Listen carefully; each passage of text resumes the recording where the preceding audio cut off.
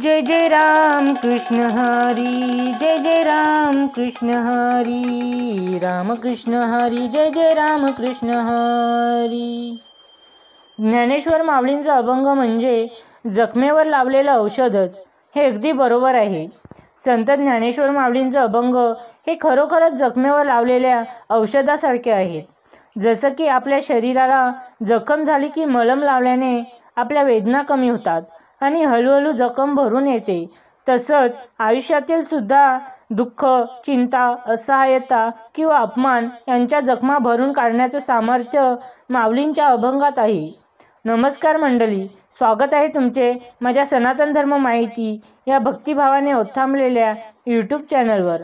मंडळी, जर तुम्ही सुद्धा माऊलींचं कीर्तन, अभंग ऐकत असणार आणि माऊलींविषयी भक्ती असणार तर आमच्या चॅनलला सबस्क्राईब करा, शेअर करा आणि लाईक करून एक छोटासा कमेंट करा। मंडळी, संत ज्ञानेश्वर माऊलींच्या चरणी कोटी कोटी वंदन। आज आपण पाहू की त्यांच्या अभंगामध्ये किती दिव्य औषधी गुण आहेत। जर आपल्या मनामध्ये सतत काही विचार चालू असतात, जे शांत होत नाही, सारखे टेन्शन असते, तर अशा वेळी माऊलींचे कीर्तन, अभंग एकदम मन लावून दररोज ऐकायचे, वाचायचे, आपले मन आपोआप शांत होते। जसं डॉक्टर जखमेवर औषध देतात, तसंच हे संत आपल्याला जीवनाच्या दुःखांवर उपाय देतात। म्हणूनच काय करुनिया धरावी मनी वासना, काय करुनिया धरावी मनी वासना, पंढरीनाथा भेटसी यावेना, पंढरीनाथा भेटीसी यावेना। माऊली सांगतात, आपल्या मनातील वासना, इच्छा, लोभ, मत्सर हे आपल्याला पंढरीनाथा भेटण्यापासून आपल्याला थांबवतात। आता म्हणजे नक्की काय काय माऊली म्हणतात तर एखाद्याच्या मनात दुःख, मोह, निराशा याची वासना आहे, तर त्याला देव कसा दिसणार? सतत आपण आपल्या मनात दुःख, कोणत्या गोष्टीचा प्राप्त करण्याचा मोह आणि सतत निराशा यांचा वास जर आपल्या मनामध्ये असेल, तर आपण कितीही केलं तरी आपल्याला देवाचा सहवास जाणवणार नाही। म्हणूनच हे अभंग ऐकताच मनाला धीर येतो की मी माझ्या इच्छा बाजूला ठेवून देवाकडे धाव घेतली पाहिजे। म्हणूनच अभंग ऐकणं म्हणजे जखमी मनावर औषध लावणं। म्हणूनच संत ज्ञानेश्वर म्हणतात, काय करुनिया धरावी मनी वासना, पंढरीनाथा भेटीसी यावेना। आणि आटले संसार सारग तारक झाला पंढरीनाथ, आटले संसार सागर तारक झाला पंढरीनाथ।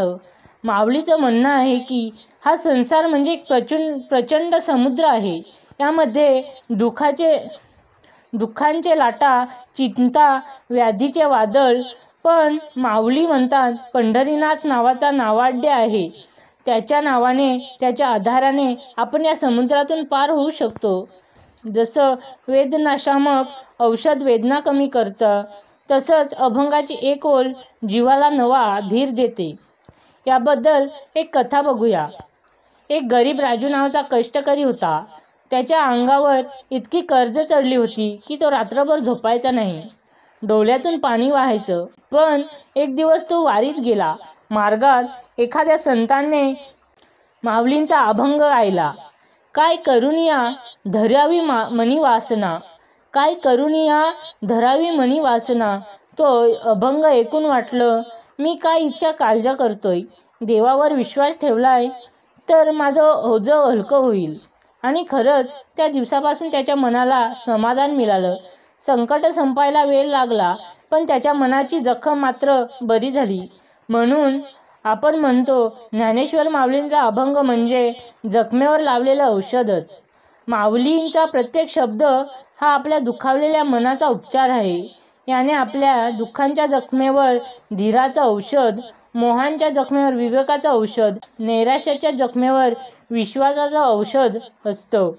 म्हणूनच रोज थोडा वेळ काढून अभंग वाचा, ऐका, गा, म्हणजे जीवनातल्या जखमा भरून येतील आणि आनंद, शांतता मिळेल। ज्ञानेश्वर माऊलींचा जय जयकार असो। जय जय राम कृष्ण हरी, जय जय राम कृष्ण हरी, राम कृष्ण हरी, जय जय राम कृष्ण हरी।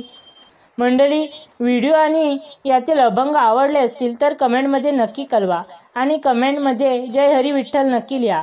सबस्क्राईब करा, लाईक आणि शेअर करा आपल्या विठ्ठल भक्त मित्रमैत्रिणींना. तर मंडळी, पुन्हा मिळूया एका नवीन व्हिडिओमध्ये. तिथपर्यंत पाहायला विसरू नका सनातन धर्म माहिती, जिथे आहे भक्ती आणि माहिती.